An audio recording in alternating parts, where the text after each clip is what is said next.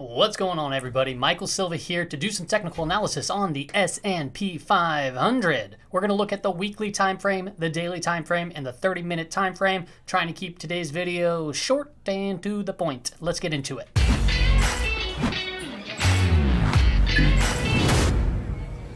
All right, welcome back. We are here looking at the weekly time frame. This one's going to be very quick. As you can see, we had this purple trend line that we talked about yesterday. Price action of the week looks like it came to a low so far of 3203, which we've been talking about. That support of 3200 looking like a new floor. So here in the near future, we might be moving that bulls camp up. Overall, the trend line is still intact, so we're going to wait for a break or close above this inverted hammer candle right here at 3280, let's call it. And if we do get above that, the next test is going to be the top of this red rectangle, which we've been calling the bear's camp, an area of resistance. That's at 3,330. Anything above that point, we're going to go to 3,400 and test the market high. Let's go ahead and hop into the daily time frame. All right, so we are here at the daily time frame. As I stated already, this red rectangle is an area of resistance, the bear's camp. This green one, however, is an area of support, the bull's camp. Today was quite an interesting day. We had a pretty significant gap down to start and then a move lower into that main area of support that we've been calling out for 3,200. It didn't quite reach down, but it did have a low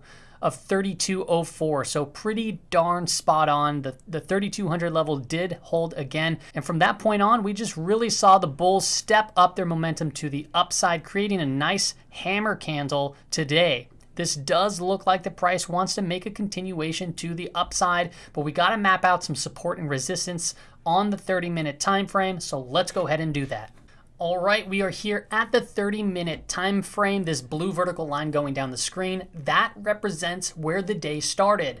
So basically we started here, and then every single candle thereafter represents 30 minutes of data. The three red lines are areas of resistance that we mapped out yesterday, and the green lines are the areas of support that we mapped out yesterday as well. Now, just to recap what we discussed yesterday, I had mentioned that these three candles started looking a little iffy. And the reason why is because they had these long upper wicks and it was an inverted hammer candle and then a lot of indecision on the remaining 30-minute candle. So it looked a little iffy, and we talked about the possibility of it gapping up or gapping down. The price action, as you can see today, did gap down, but it gapped down much more than I would have expected. As you can see, it not only gapped down through this level of support that we mapped out, the 3247, it cleared that, which then would convert that to an area of resistance, and it cleared the entrance into the bear's camp, the 3235 number, all the way down to 3231. So what took place after? Well, the chart says it. We saw just a lot of pushing to the downside down to about 3200. We came down as low as 3204. And from then it was off to the races.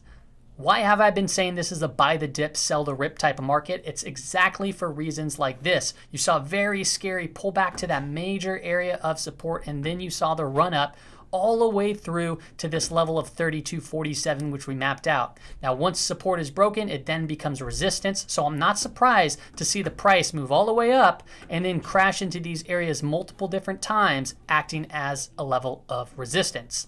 So let's go ahead and update our support and resistance levels. I'm going to keep the support down here at 3,200 because that is a major level, but we don't need to necessarily look at that at this particular point in time.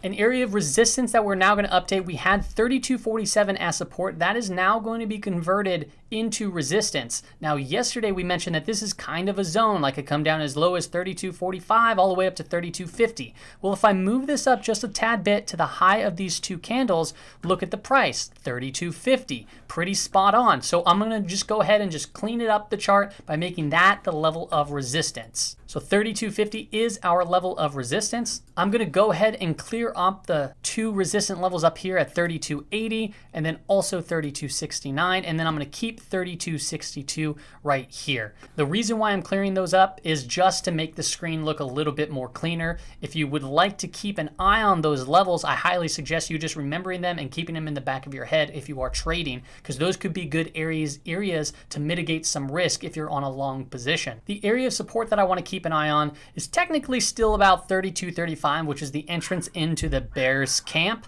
but I'm going to move it up just a tad bit here because of what I see with the current price action through the chart.